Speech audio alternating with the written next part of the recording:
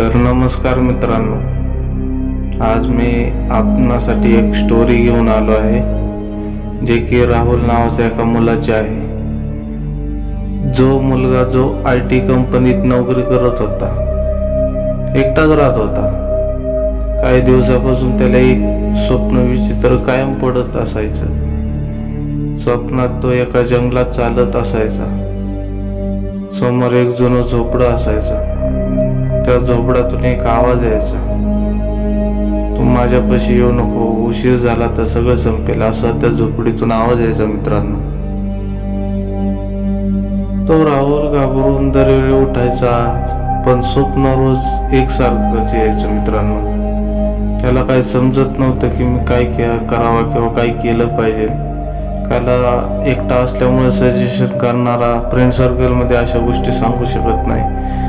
त्यामुळे तो खूप टेन्शन घ्यायचा. मित्रांनो, एका दिवशी, शनिवारच्या दिवशी तो ट्रेकिंगला गेला. मित्रांनो, चालता चालता तो एका जंगलात गेला आणि तिथं त्याला तेच झोपडं दिसतं जे की तो स्वप्नात रोज रोज पाहायचा. मित्रांनो, त्याला अंगावर काटा येतो की नेमकं हे मी जे स्वप्नात जे झोपडी पाहतोय ते मला इथं जंगलात दिसते, नेमकं काय विषय बाबा.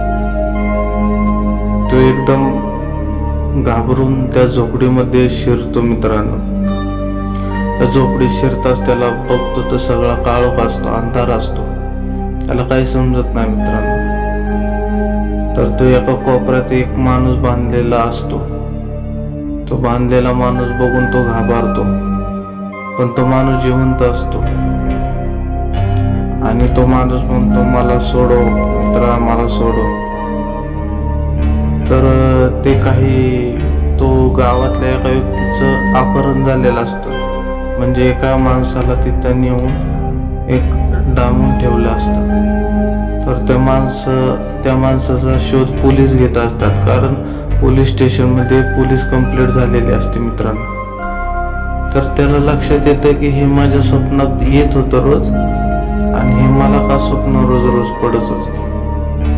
तर पोलीस लोक येतात आणि त्या माणसाला सोडवतात.